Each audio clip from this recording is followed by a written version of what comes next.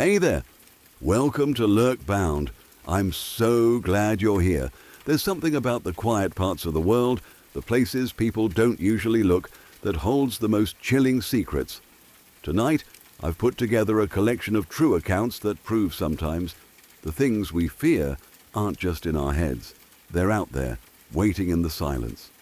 I'm always curious to see how far these stories travel, so definitely let me know in the comments where you're listening from tonight.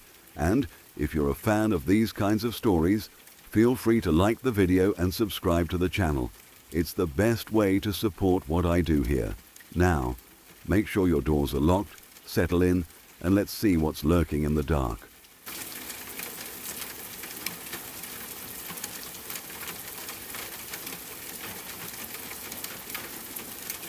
One afternoon in the middle of an otherwise normal day, someone knocked on my back door. It wasn't loud or frantic, just firm enough to sound official. I wasn't alarmed at all. In fact, I assumed it was the guy who came around occasionally to read the utility meter. It was the kind of thing that happened from time to time, and I had no reason to expect anything unusual. I didn't stop to check through a window or ask who it was. I just walked over and opened the door. The moment I did, everything changed. Before I could even process what I was seeing, two massive men forced their way inside. They didn't hesitate, didn't ask permission, didn't explain. One of them grabbed me and slammed me hard against the wall. The impact knocked the air out of my lungs, and for a second, my vision blurred. I barely had time to gasp before they shoved me down onto the couch. I was trapped there, stunned, terrified, and completely unprepared for what was happening. They were huge, easily overpowering me without effort. One of them leaned in close, his face full of anger, and told me they were Hell's Angels. His voice was calm but dangerous, the kind of calm that made the threat feel real. He said they were furious because my boyfriend was selling too many drugs and cutting into their profits. The words barely made sense to me. My mind was racing, trying to catch up, trying to understand why these strangers were in my house, accusing me of something that had nothing to do with my life. What made it even more confusing was that they kept calling me by my next-door neighbor's name. Over and over, they used her name, no matter how many times I corrected them. I told them again and again that they had the wrong person, that I wasn't her, that they were in the wrong house. They didn't listen, at least not at first.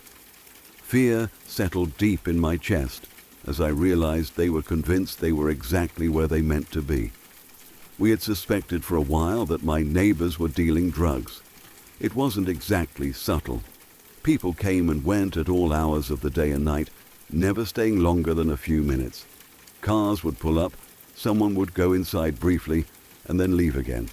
It was obvious to anyone paying attention. But suspicion was very different from being violently dragged into the consequences of it.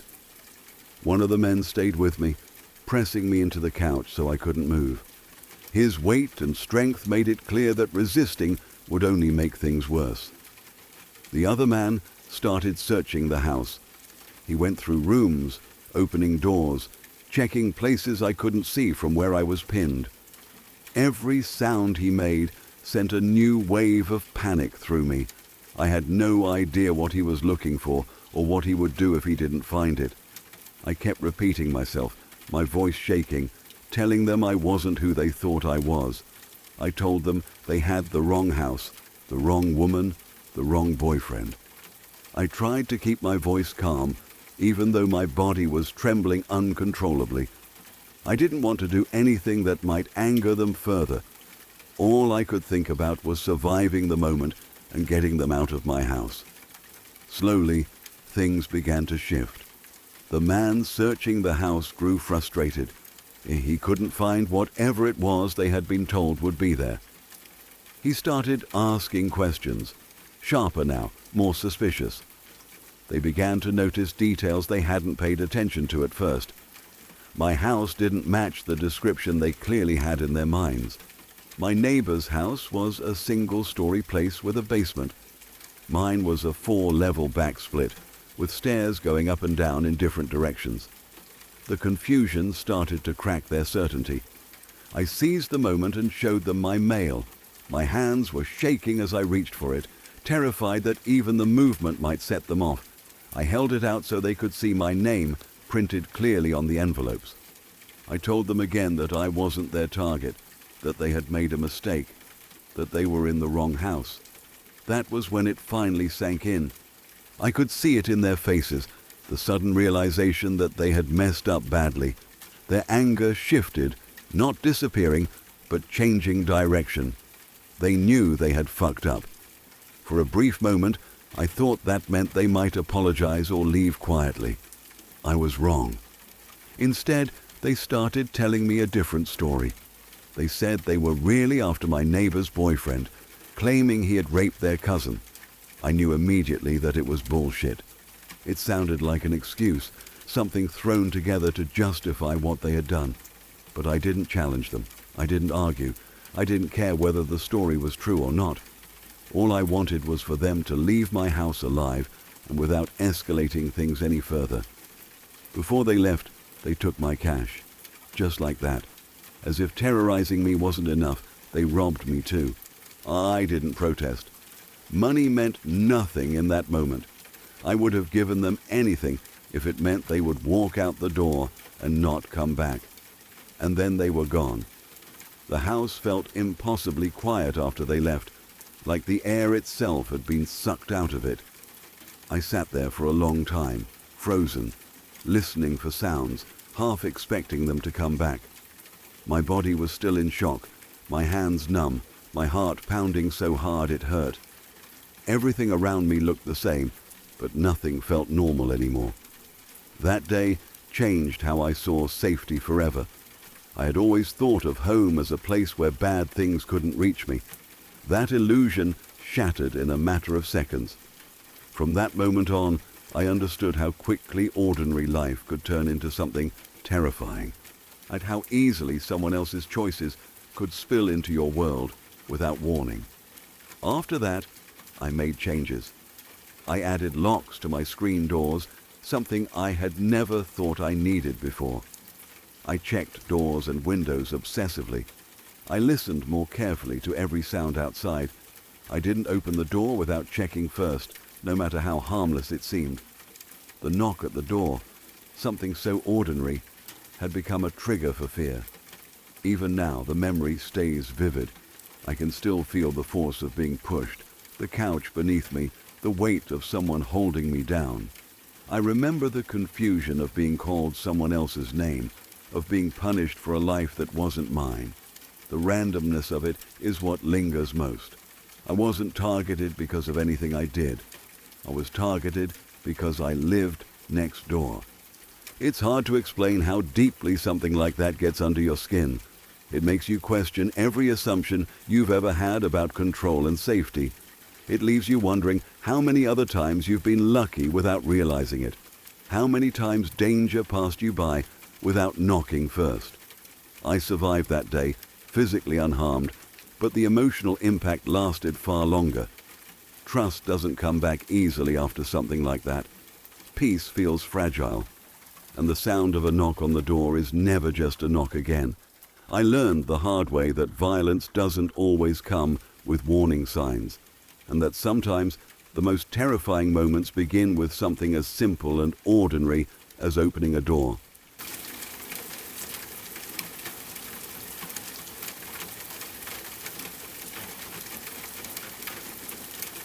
I was home alone with my infant twin daughters, both of them fast asleep. The house was quiet in that deep, fragile way it often is when babies are finally resting.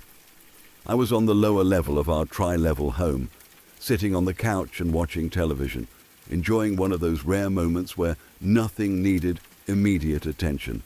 I remember feeling tired but calm, grateful for the silence, and very aware of how peaceful everything felt in that moment. On that lower level, the windows face out toward the backyard.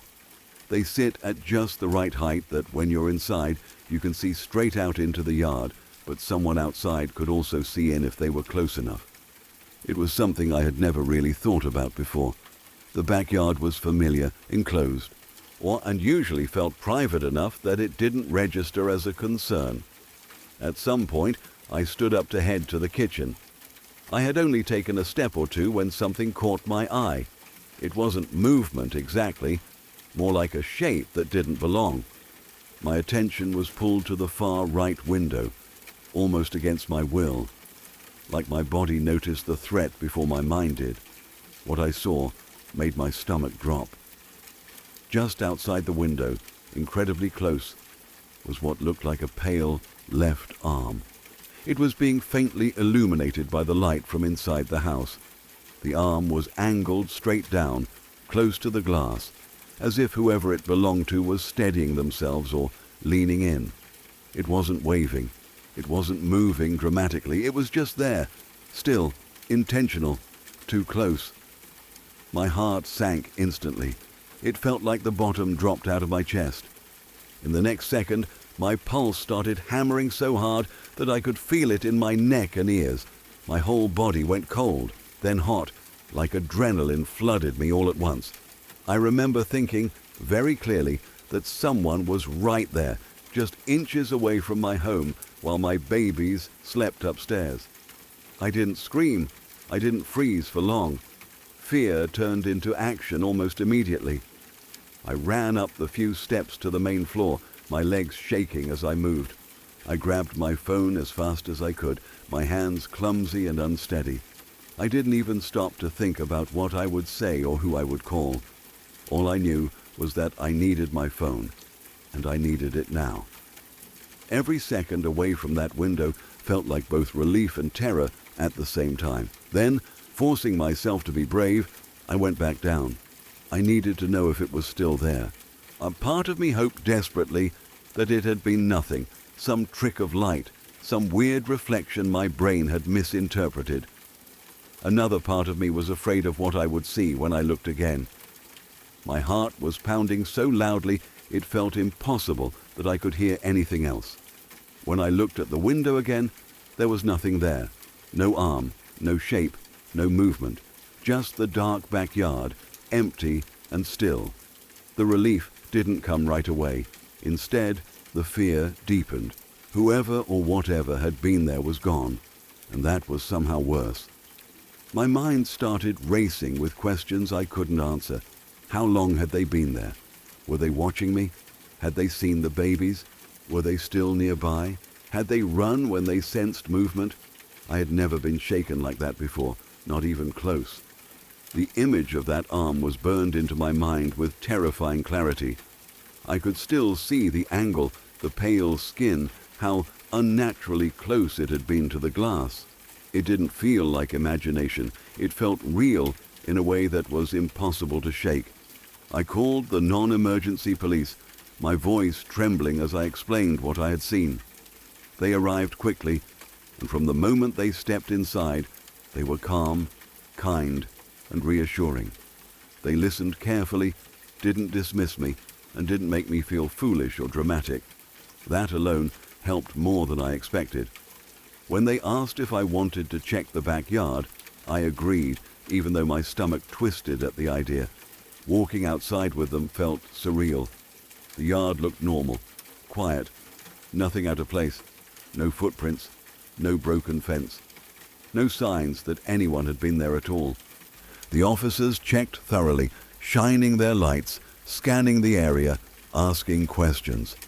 They didn't find anything. Even so, they kept telling me that calling them had been the right thing to do. Over and over, they reassured me that this was exactly what they were there for, that it was better to call and be safe than to ignore something that felt wrong. Their calm confidence helped steady me, even though the fear hadn't fully left. After they left, the house felt different. It was the same walls, the same windows, the same familiar rooms, but the sense of safety had been cracked. I kept replaying the moment in my head, wondering if there was any possible explanation that didn't involve someone being right outside my window. I tried to tell myself it could have been a shadow, a reflection, something harmless. But no explanation felt solid enough to erase the image from my mind. That night, I checked on my daughters more times than I could count. I listened to their breathing, watched their tiny chests rise and fall, and felt a fierce wave of protectiveness mixed with helplessness. The thought that someone might have been so close while they slept completely unaware made my chest ache. Even now I don't know what it was. I don't know who it was, or why they were there, or what they wanted. There were no answers, no proof, no resolution. Just that moment, frozen in my memory, vivid and unsettling. The kind of memory that doesn't fade with time, no matter how much you wish it would. The image of that arm is still seared into my mind.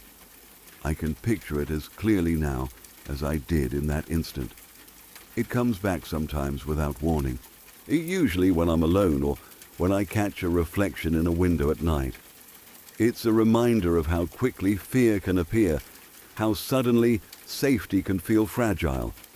I've experienced a lot of things in my life, but very few have shaken me the way that did. Not because anything happened afterward, but because of what almost might have happened, and because of how close it felt, inches away, seconds long, enough to change how I see my home forever.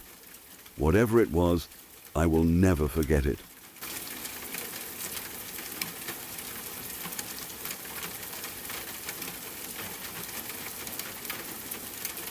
One afternoon, my dad forgot to lock the front door when he left to pick me up from school. He usually made sure it was shut tight, but this time, in the rush of things, he simply walked out, leaving it unlatched. My mom was sitting on the couch, reading quietly, enjoying a rare moment of peace. She had been expecting us to return any minute, so when she heard the familiar sound of the door opening, she didn't think much of it.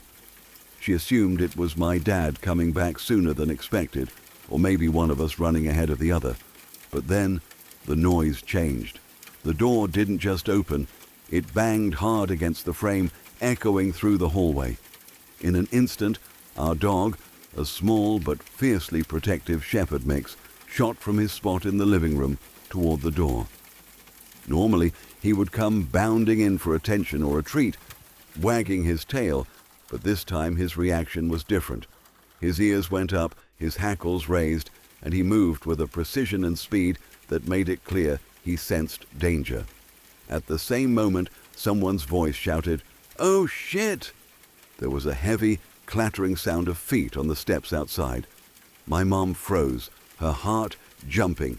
She barely had time to register what was happening before the person outside disappeared from view, vaulting over the fence in one swift motion. By the time she reached the doorway to see who it was, they were already gone. The suddenness of it all left her stunned. What remained was our dog, standing at the gate barking furiously. It wasn't his usual bark, a friendly warning to strangers or a playful noise when he wanted attention. This bark was sharp, guttural, filled with rage and warning. He had gone straight from calm to full-on, "you do not belong here" mode, without any hesitation. There was no growl, no whining, just pure intensity as he snapped and barked, letting the intruder know exactly what would happen if they tried anything while he was around. It was almost as if he had read the situation in a single second and decided to protect us with everything he had. Looking back, it was a chaotic and terrifying few moments. The way the intruder had slammed the door and tried to make a quick escape showed they weren't planning anything friendly. But the real shock was how calm and immediate our dog's reaction was. He didn't need time to assess the situation, didn't bark after the fact, didn't hesitate. He went straight to action, showing a level of loyalty and awareness that was almost unnerving. My mom, he's still catching her breath, watched him at the gate, chest heaving, eyes locked on where the person had disappeared. The realization hit her. If our dog hadn't been there, we might have had a very different story to tell. The sense of relief, mixed with lingering fear, made her knees weak for a moment. She patted him gently on the head, murmuring reassurance, though inside she was still shaking. Our little shepherd mix had always been protective, but this incident revealed a side of him we had never truly seen before. Normally, he was playful and friendly with visitors, always ready to lick someone's hand and beg for treats.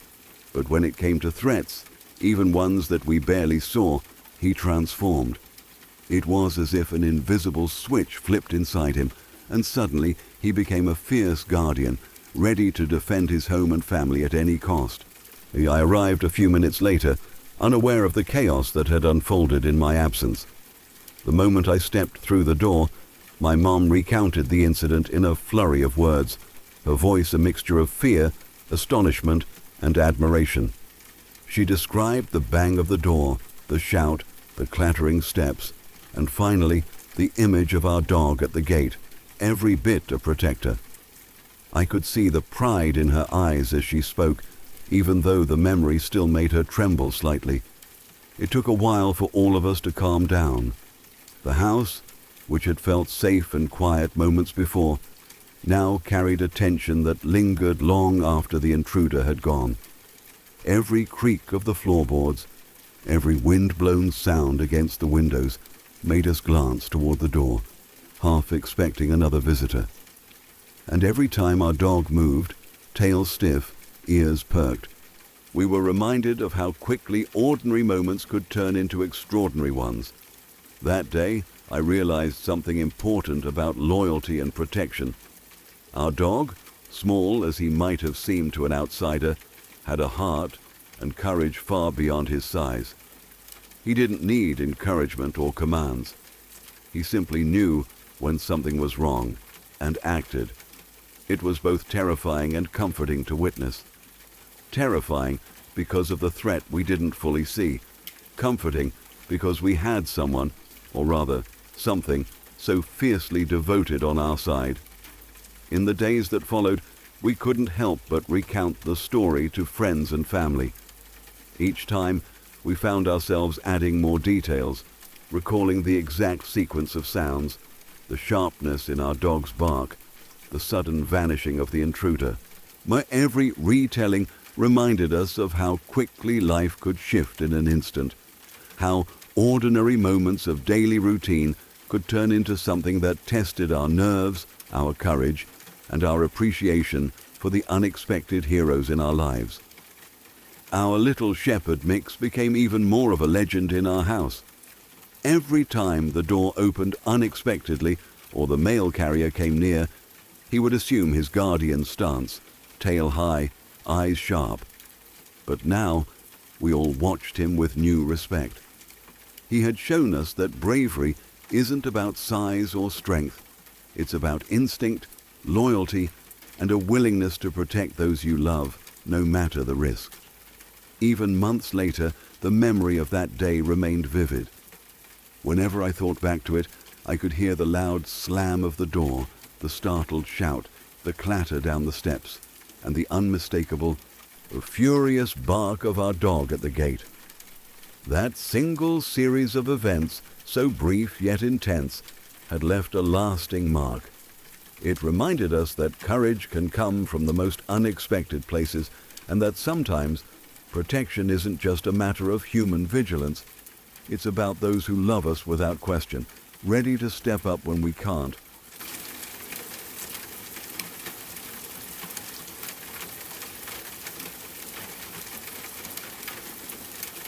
I was living alone at the time, trying to adjust to the quiet after my ex-husband moved out.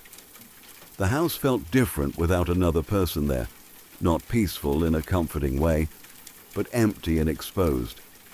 I told myself I just needed time to get used to it.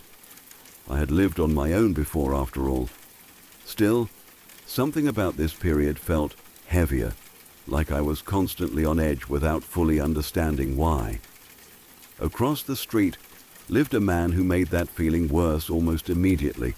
He was at least 20 years older than me and was known around the neighborhood for using drugs and generally behaving in ways that made people uncomfortable. At first, I tried to be polite in the distant, careful way women often are when they sense something is off but don't want to provoke anger. A short nod, a quick hello, nothing more. I thought that keeping my distance would make it clear I wasn't interested in any kind of interaction. Instead, he seemed to take my presence as an invitation. Whenever I left my house or pulled into my driveway, he would appear. Sometimes he would already be outside, watching. Other times he would step out just as I arrived, as if he had been waiting for the sound of my car. He would make comments about my appearance, ask invasive questions, and suggest that we should go out together. I told him no, clearly and repeatedly, but it didn't matter. Each rejection only seemed to make him more persistent. Soon, his behavior crossed from uncomfortable into terrifying. He started harassing me openly, shouting things when I walked past, standing too close, blocking my path with his body. There were moments when his tone changed, when his words became darker and more threatening. He told me what he wanted to do to me, and more than once he threatened to rape me. He said it casually, like it was something he could joke about, but there was nothing funny in his eyes. Every time I heard his voice, my stomach dropped. I began timing my exits, checking through the blinds before opening the door, listening carefully for movement outside. Home was supposed to be the one place I felt safe, but instead it became the place where my fear lived.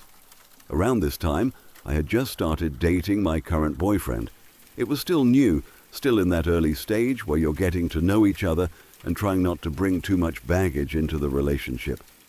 But the situation with the man across the street wasn't something I could hide or downplay. The fear followed me everywhere, and eventually I told my boyfriend everything. He didn't brush it off or tell me I was overreacting. He took it seriously right away, which alone made me feel less alone than I had in months. Together, we started thinking of ways to make my house safer. He came over and helped install motion-detecting lights outside, positioning them so that anyone approaching the house would be fully visible. Watching him drill and adjust them, I felt a small sense of control returning, like maybe there were things I could do to protect myself after all. I started carrying pepper spray everywhere, even just to take the trash out. I practiced grabbing it quickly, aiming it, using it if I had to. I left my alarm system on whenever I was home, even during the day. The constant beeping when I moved from room to room was annoying, but it was a reminder that I had some kind of barrier between me and the outside world.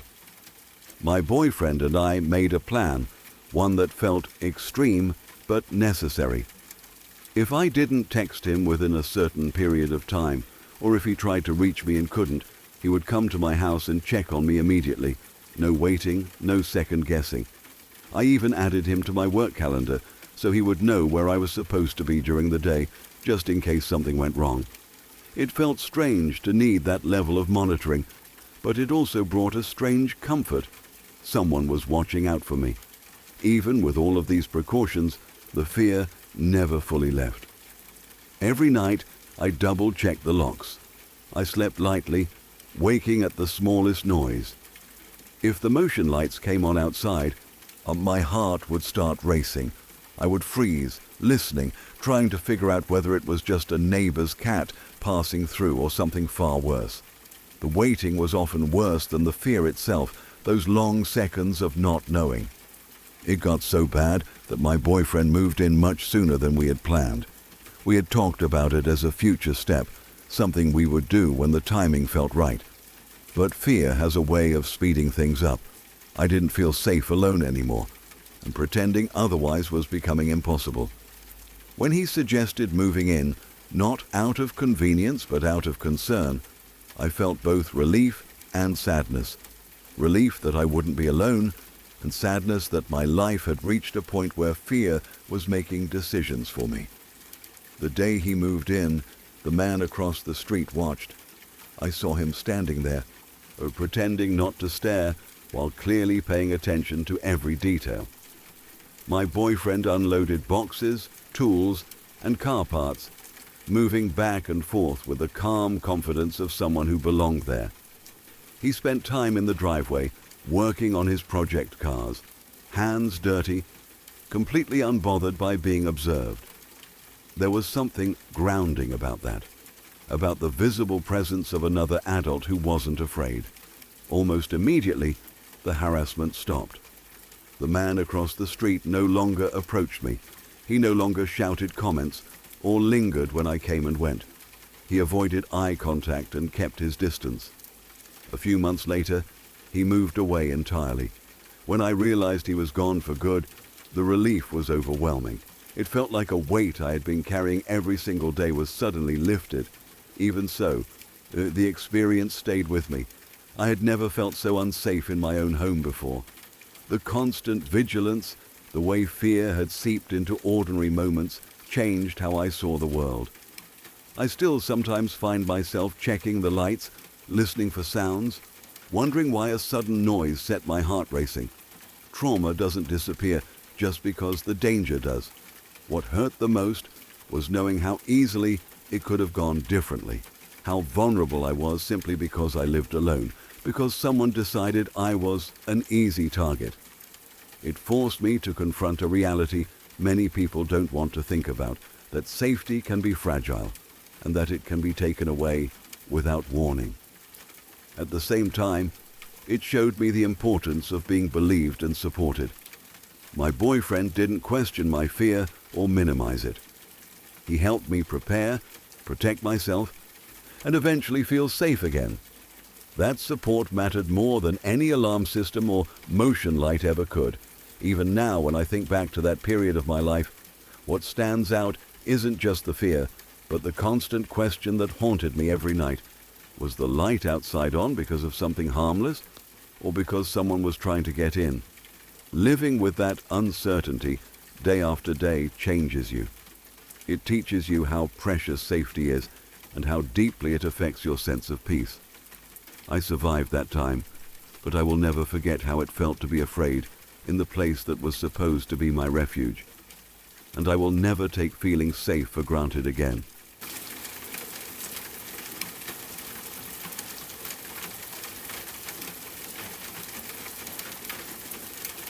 I wasn't exactly alone that day, but I felt completely exposed all the same. I was home with my newborn son, still adjusting to the fragile, exhausting rhythm of life with a baby.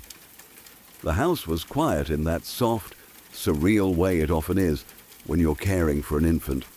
Everything revolved around feedings, diapers, short naps, and the constant low-level worry that comes with being responsible for someone so small and helpless. I was tired, distracted, and very much in that new parent mindset where the world outside your front door feels distant and harmless. Then someone knocked on the front door. It wasn't loud or aggressive, just a normal knock. My first thought was that it must be my mother. She was supposed to come by and I was expecting her at some point. What briefly crossed my mind as odd was that she usually came in through the garage, not the front door. But sleep deprivation has a way of dulling your instincts, and I brushed the thought aside almost immediately. I didn't feel afraid. I didn't feel cautious. It was the middle of the day, I was in my own home, and I had no reason to think anything was wrong. So I did what I had done countless times before. I called out, "Come in." I didn't even get up right away. I stayed where I was with my son, assuming my mom would walk in any second, talking as she always did, announcing herself, asking how the baby was doing. Instead, what came through the door was something I was completely unprepared for. An older woman stumbled inside. She looked rough, disheveled, and clearly not sober. Her movements were unsteady, her eyes unfocused, and her energy immediately filled the room in a way that made my skin crawl. The moment I realized she wasn't my mother, a cold wave of unease washed over me. This was a stranger in my house, standing only a short distance from me and my newborn. Before I could even fully process what was happening, she started talking. She asked me for a ride to the nearest gas station, her voice loud and demanding, like this was a normal request to make of someone she had never met. I remember feeling stunned, trying to figure out how she had decided to knock on my door, let herself in, and then ask for a favor like that. I told her calmly that I couldn't help her. I explained that I had a newborn baby and didn't have a car seat ready, so I couldn't go anywhere. I hoped that would be the end of it. I hoped she would realize she was in the wrong place. I'll apologize and leave. Instead, she exploded. She started screaming, her voice sharp and angry, echoing through the house. She yelled that it was inappropriate over and over again, as if I had done something wrong by refusing her. The word didn't even make sense in the context, but she clung to it, shouting it louder each time. The sound was overwhelming, especially with my baby right there. My heart started pounding, and I could feel adrenaline rushing through my body. I told her she needed to leave. I told her clearly and firmly that she was not welcome in my home, and that if she didn't go, I would call the police. I tried to keep my voice steady, even though inside I was panicking. All I could think about was my son. I was sitting there holding him, completely vulnerable, with no barrier between us and this unstable stranger. She didn't stop screaming right away. She ignored my warnings, continuing to rant and shout, her behavior erratic and unpredictable. Every second felt longer than the last.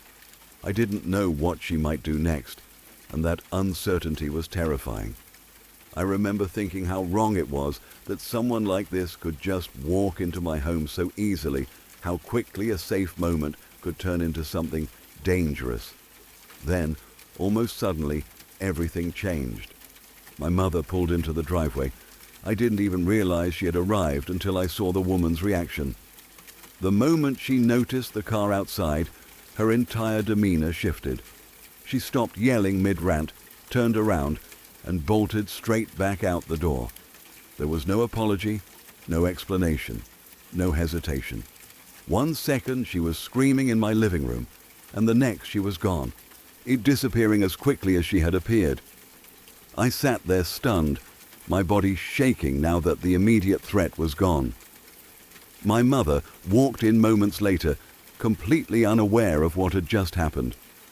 When I told her, her face went pale.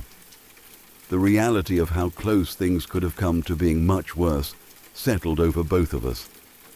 What if she hadn't arrived when she did? What if the woman hadn't left on her own? What if I hadn't been able to keep the situation from escalating? That night, the sense of safety I had always associated with my home was gone. After dark, my truck was broken into. I discovered it later, the unmistakable signs that someone had been inside it without permission. My stomach dropped when I realized what had happened. I couldn't say for certain that it was the same woman. I didn't have proof. But the timing was too close to ignore, and the feeling in my gut told me the two events were connected. I gave the police her description anyway. As I spoke to them, I replayed the events of the day over and over in my mind. The knock on the door, my casual response, the way she walked in like she belonged there, the screaming, the fear, the relief when she left, and then the violation of finding my vehicle broken into later that same night. It all blurred together into a single, unsettling realization.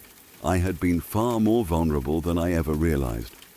Having a newborn changes how you see the world, but experiences like that change it even more. I became acutely aware of how quickly situations can spiral, how instincts can be dulled by exhaustion and routine. I thought about how easily I had invited a stranger inside without even seeing who it was. I thought about how different the outcome could have been if she hadn't left on her own, if my mother hadn't arrived when she did. After that, I stopped answering the door the same way. I checked first. I asked who it was. I trusted my instincts more.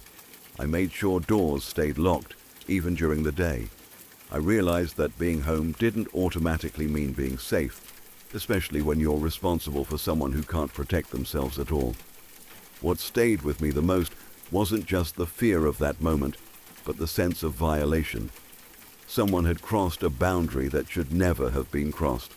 They had entered my space, screamed in my home, frightened me while I held my child, and possibly returned later to do even more damage. It shattered the illusion that danger announces itself clearly or politely. Even now I think about how ordinary the beginning of it all was. A simple knock on the door, a response given without thought, a moment of trust that turned into something frightening. It's unsettling how thin the line is between normal life and chaos, how quickly things can shift without warning. I learned that day that safety isn't something you can ever fully assume. Sometimes it's something you have to actively protect, even in places you've always considered your sanctuary. And I learned that being a parent means carrying not just love and responsibility, but an awareness of how fragile peace can be, and how fiercely it must sometimes be guarded.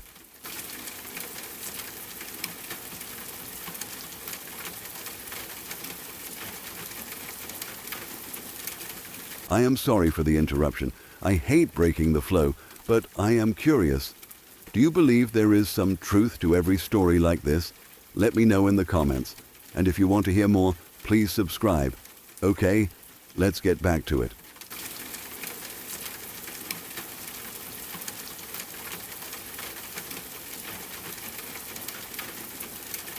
Stuff like this happened to me when I was in college, and even though it's been years, it still messes with my head. At the time, I didn't fully realize how deeply it would affect me long term. I thought it was just part of campus life, something annoying or uncomfortable that everyone dealt with. Looking back now, I understand how unsafe it actually was, and how much it changed the way I think about privacy and personal space. At the school I went to, resident assistants and maintenance staff were allowed to enter your apartment if they needed to do something.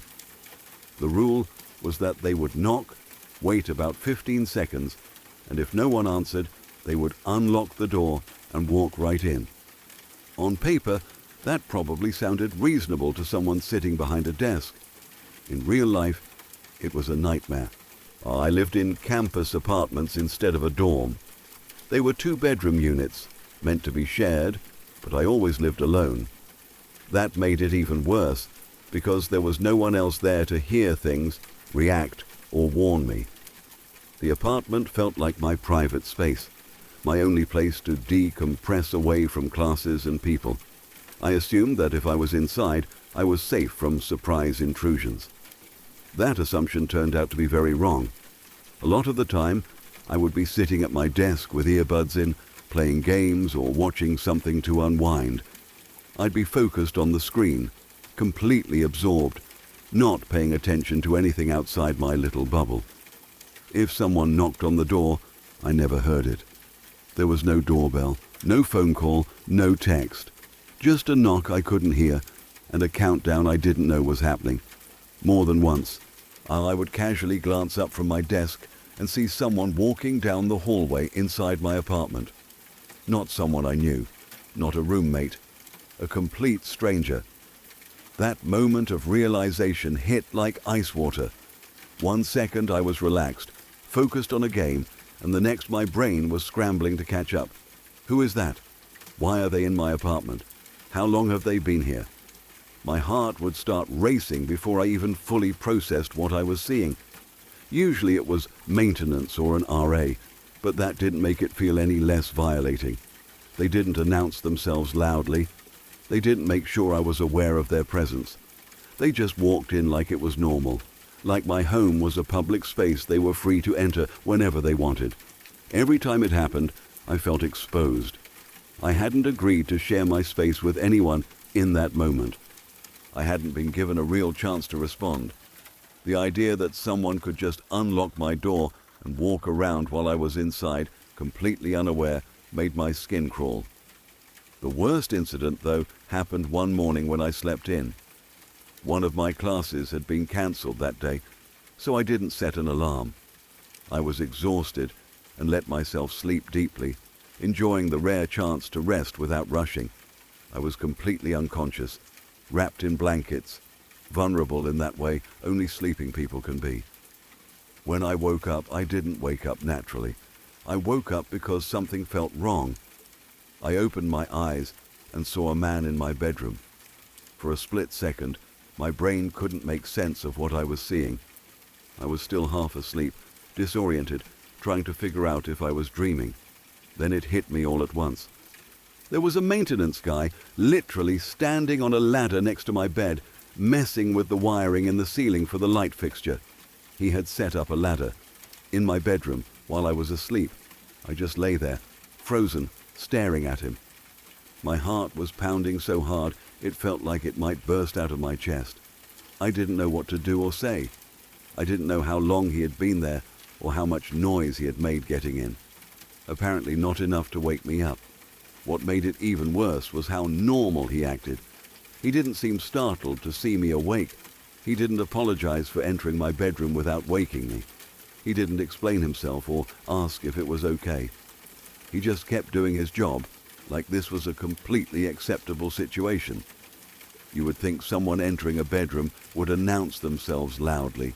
You would think they would knock again or call out, or at the very least wake the person sleeping there. You would think they would wait until the room was empty.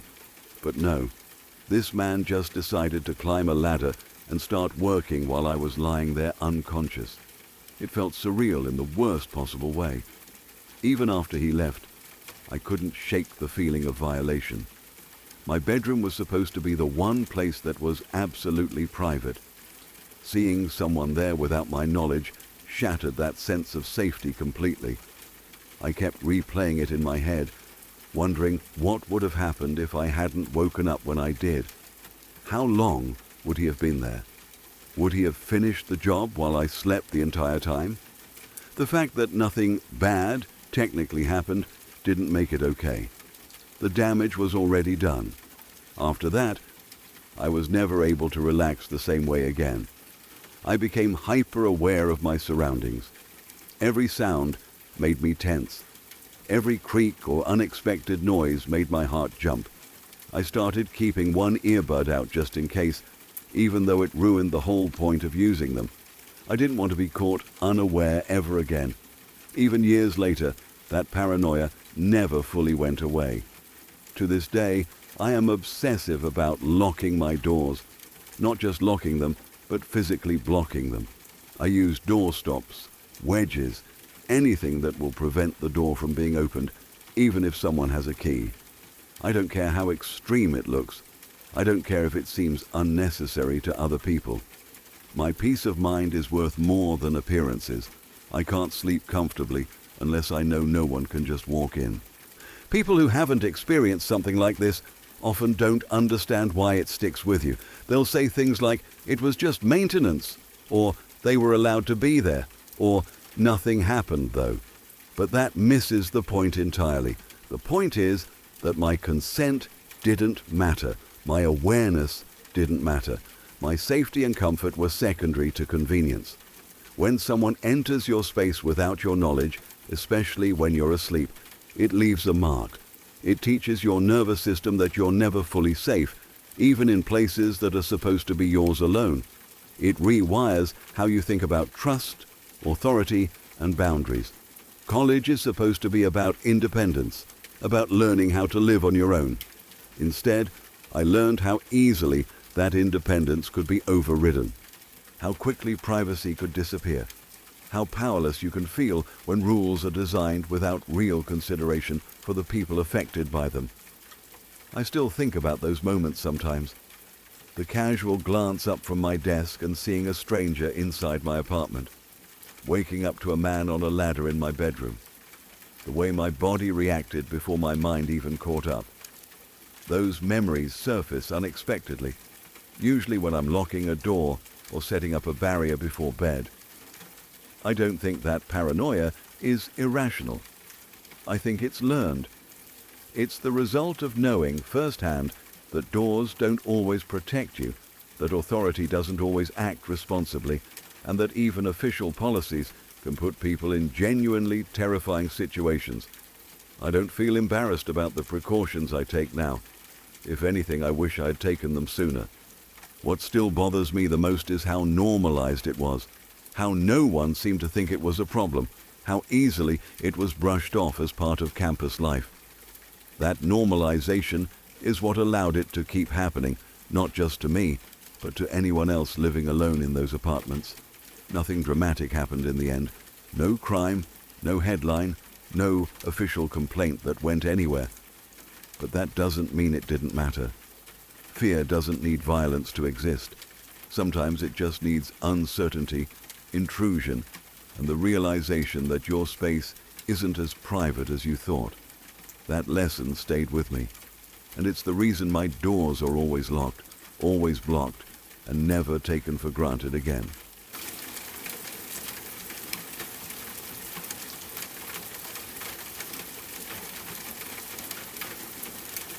It was late at night, one of those quiet hours when the world feels paused and time moves differently.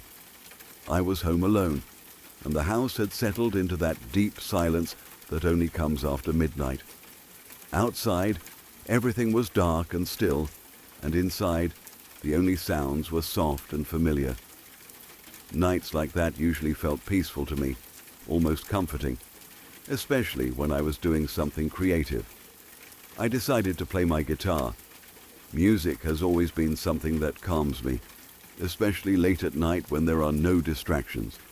To make the moment feel more special, I lit 2 long taper candles and placed them in their holders nearby. I wasn't trying to do anything dramatic or spooky. I just wanted a little ambiance, something warm and relaxing to go along with the music. The soft glow of candlelight made the room feel cozier, and more personal, like a private moment just for me. Both candles were the same type, tall and thin, and when I lit them, they were the same height.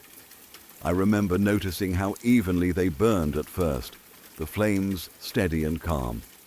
Nothing about the situation felt strange or unsettling. If anything, it felt peaceful, safe, normal. I picked up my guitar and began to play. As I played, I turned slightly away from the candles and faced the window. I wasn't really looking at anything outside, just letting my eyes rest there while my fingers moved over the strings. The window reflected some of the candlelight behind me, creating a soft glow in the glass. I lost myself in the music, letting time pass without thinking about it. I didn't check my phone, I didn't look at the clock, I just played. Minutes passed, maybe more. It's hard to say exactly how long. At some point, I stopped playing and turned around, ready to put the guitar down and maybe blow out the candles. As I walked back toward where they were placed, something immediately felt wrong. I didn't even understand what it was at first. My brain noticed it before my logic caught up. One of the candles was gone. I stopped walking and just stared. The candle holder was still there, exactly where I had left it, but the candle itself was completely missing. Not partially burned down, not melted into a puddle, completely gone. The holder was empty, clean, and bare, like nothing had ever been inside it. The other candle was still standing right next to it, still lit, still burning steadily. It was no shorter than it had been when I first lit it. The flame hadn't flickered wildly. There was no sign of dripping wax, no mess, no residue, nothing, just an empty candle holder. For a moment my mind tried to make sense of it. I told myself there had to be a logical explanation. Maybe I had only lit 1 candle and imagined lighting 2. Maybe I moved one without realizing it. Maybe it fell, and I somehow missed the sound. I looked around the floor, expecting to see melted wax or at least some sign that it had fallen. There was nothing. No wax on the floor, no wax on the table, no broken pieces, no smell of smoke. Nothing that would explain how a long taper candle could simply disappear. I felt a cold wave move through my body. I checked the time, and that's when I realized it was almost 3 a.m. That made everything worse. There's something about the early morning hours that makes fear feel heavier, more real. The house felt different now. The silence that had once felt peaceful suddenly felt thick and oppressive. My heart started beating faster. I walked around the room, checking every surface, every corner, every place the candle could possibly be. I even checked nearby rooms, telling myself I must have carried it somewhere without realizing it. But deep down, I knew that wasn't true. I clearly remembered lighting 2 candles. I remembered placing them side by side. I remembered seeing both flames earlier while I was playing. The longer I stood there, the more unsettled I became. The room felt colder. The shadows seemed deeper. Every small sound made me tense. The idea that something could change in my space without my knowledge made my skin crawl. It wasn't just confusion anymore. It was fear. Real fear. I kept staring at the empty candle holder, hoping that somehow the candle would reappear, like this was all some strange trick of the mind. But it didn't. Nothing changed. The other candle continued to burn quietly, as if nothing unusual had happened at all. That contrast made it worse. If both candles had gone out, or both had melted, I could have accepted that. But one candle being completely gone, without any evidence, without any explanation, felt wrong in a way I can't fully describe. It felt like the rules of reality had been quietly broken. I suddenly felt very unsafe in my own home. I started thinking about all the possibilities I didn't want to think about. What if someone else was in the house? What if someone had been watching me? What if something I couldn't see had been there the whole time? My imagination ran wild, fueled by exhaustion, darkness, and fear. I didn't want to stay there anymore. I didn't bother trying to calm myself down or rationalize it further. I didn't sit and think it through. I didn't call anyone to talk it out. I grabbed my keys, turned off the remaining candle without even looking at it for too long, and headed straight for the door. My hands were shaking as I locked up. The air outside felt sharp and cold, and even that felt safer than being inside the house. I got into my car as quickly as possible, locked the doors, and started the engine. The sound of the car starting was a relief, grounding me in something real and familiar. I didn't hesitate.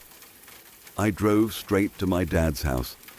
The drive felt longer than usual, every mile filled with tension. I kept checking my mirrors, my heart still racing, and my mind replaying the image of the empty candle holder over and over again. By the time I arrived, I felt exhausted, emotionally drained, and still deeply unsettled. I didn't sleep much that night. Even in a place where I felt safe, my mind couldn't let go of what had happened. I kept trying to explain it logically, but nothing made sense. The lack of evidence was the most disturbing part. No wax, no burn marks, no explanation, just absence. To this day, I still think about that night. I've tried to convince myself that there was a simple explanation I somehow missed, but no matter how much time passes, that moment remains unsettling. It wasn't loud or dramatic. There were no shadows moving or strange noises. It was quiet, subtle, and deeply wrong in a way that still makes my stomach tighten when I remember it. I haven't lit candles late at night like that since. Some experiences don't need a clear answer to leave a lasting impact. Sometimes it's the unanswered questions that stay with you the longest, quietly reminding you that not everything can be explained, especially when you're alone at 3 a.m., surrounded by silence, staring at something that simply should not be possible.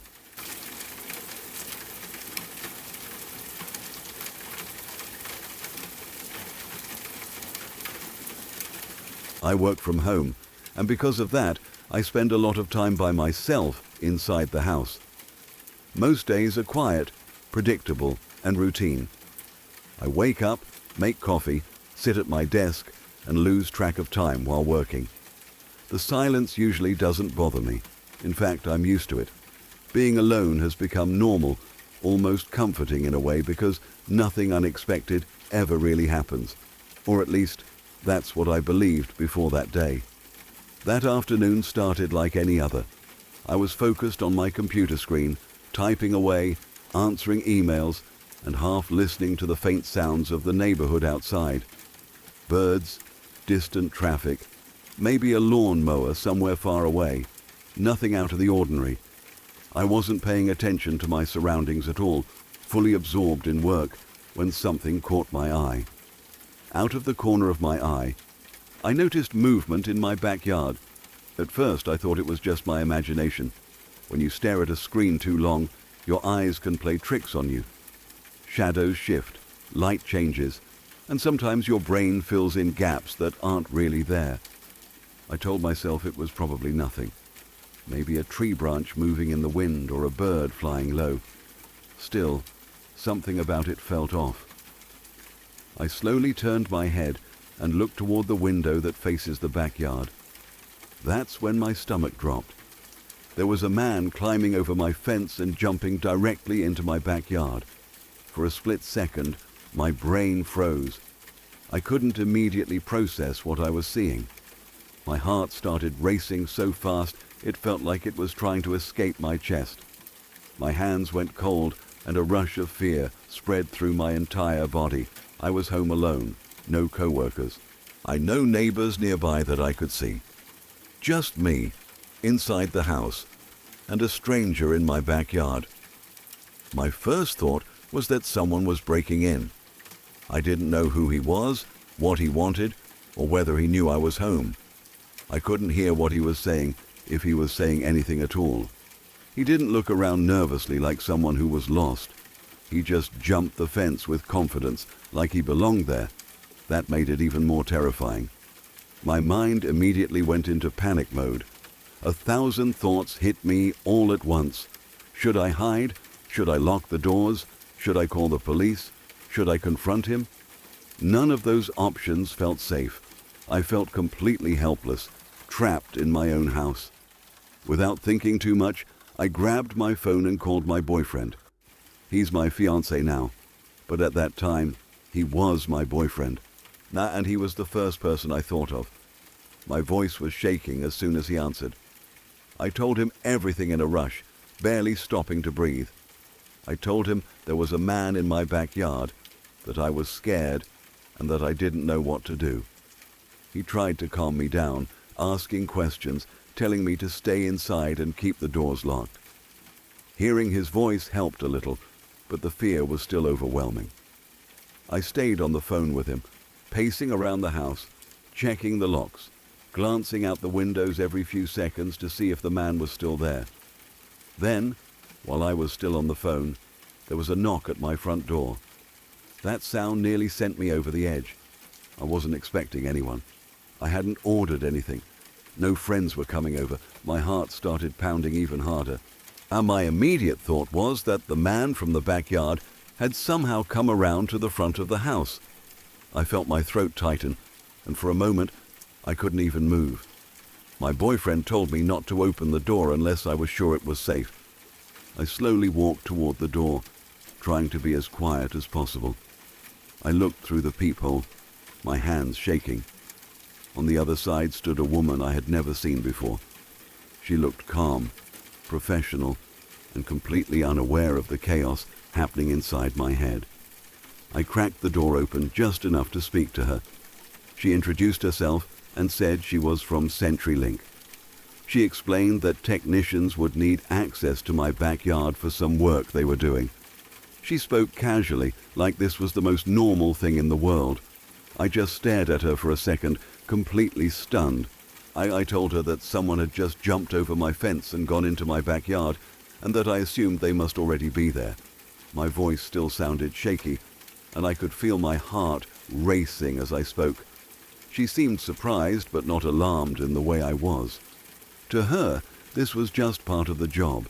To me, it felt like a scene straight out of a nightmare. It suddenly clicked in my mind that the man I saw wasn't a criminal or an intruder. He was likely one of the technicians she was talking about. But that realization didn't immediately erase the fear.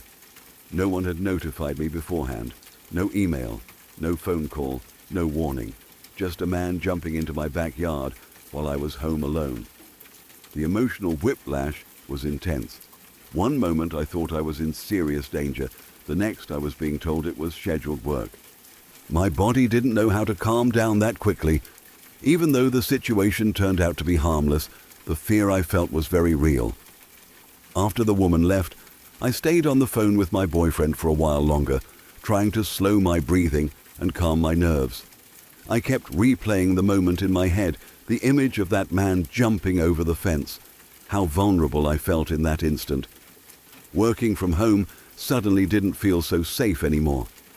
It made me realize how quickly normal days can turn into moments of absolute terror, especially when you're alone and caught off guard. Even though nothing bad actually happened, the emotional impact stayed with me for a long time.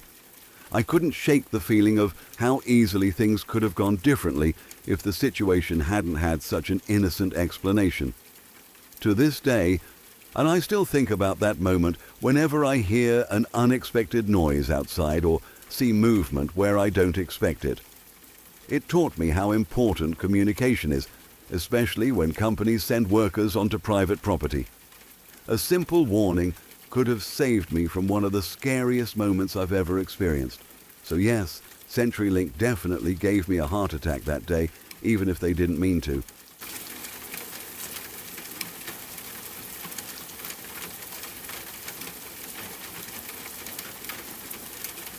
I was asleep at home alone that night, the kind of deep, quiet sleep that only happens when the house feels familiar and safe.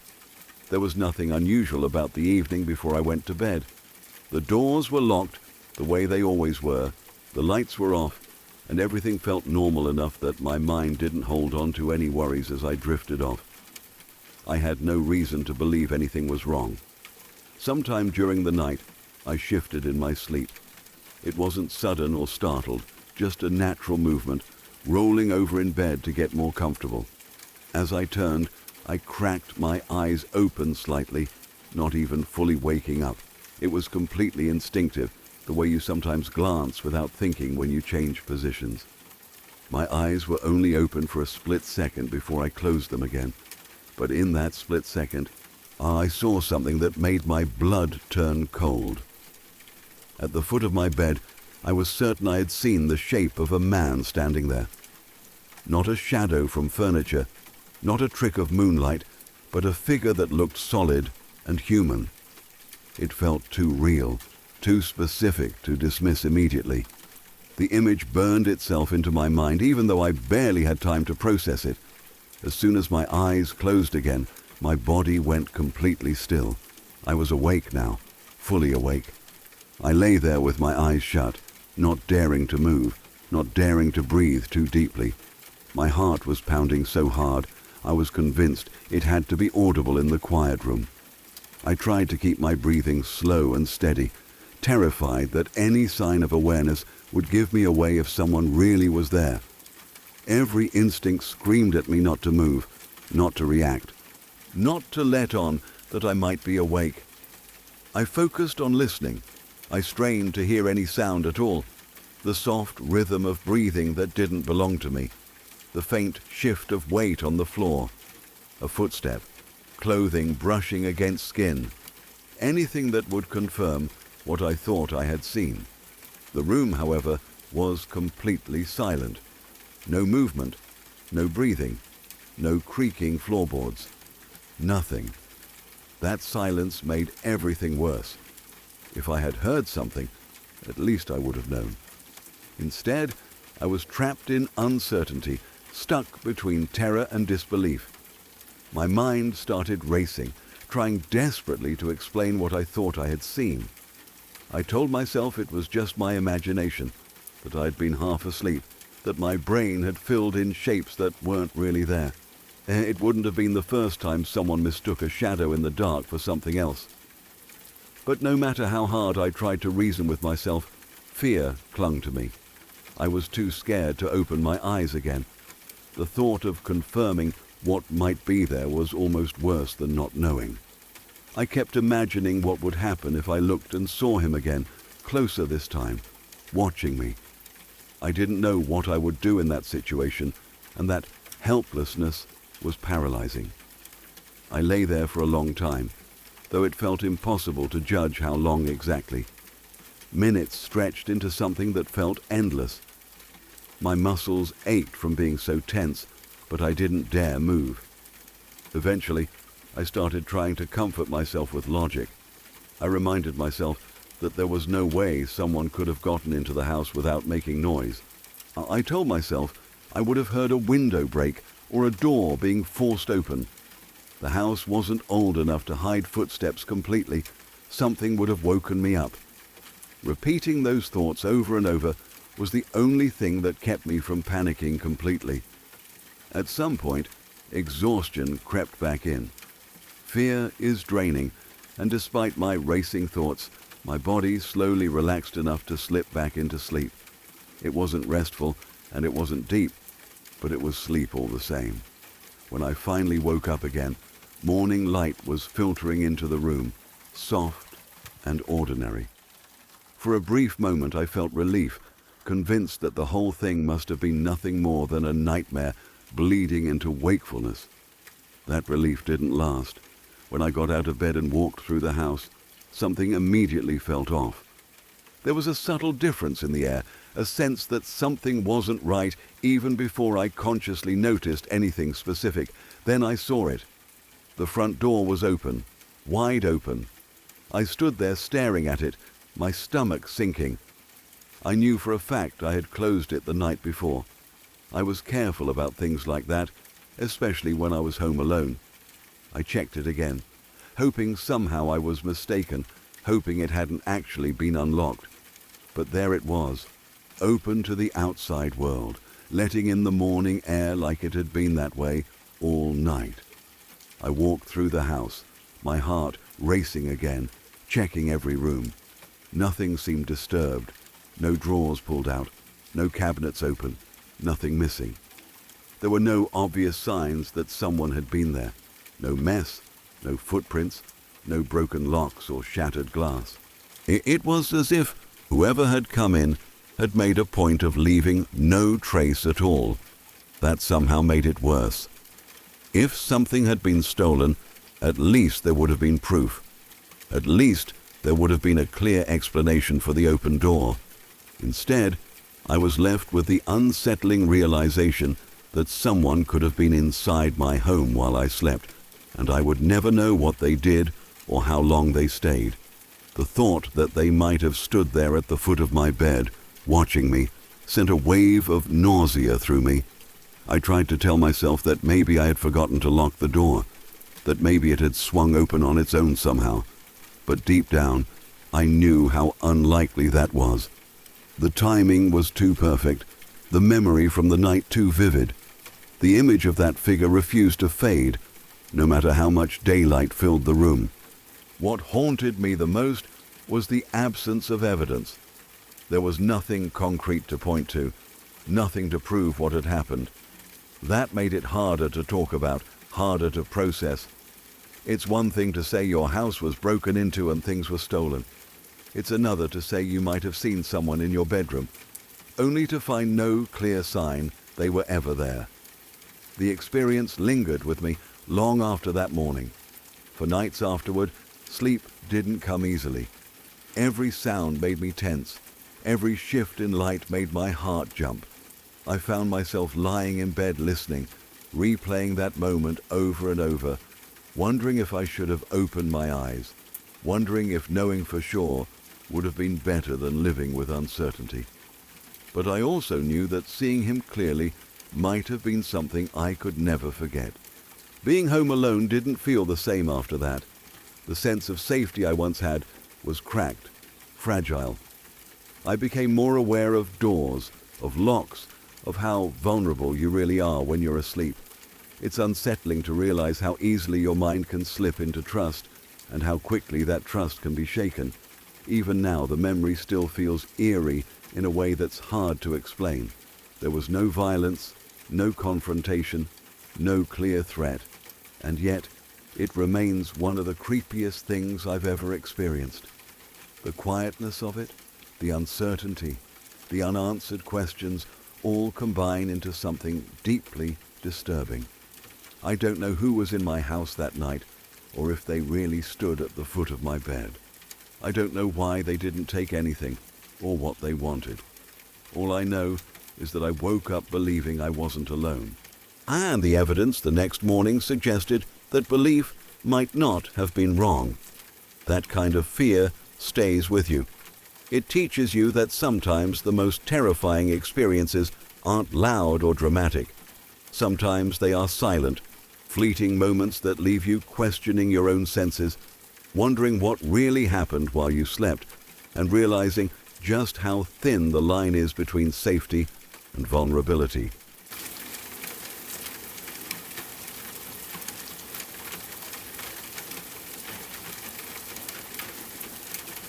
The story ends here. If this one stayed with you, please leave a comment. It really helps the channel grow. And don't forget to subscribe so you are here for the next one. Until then, stay safe.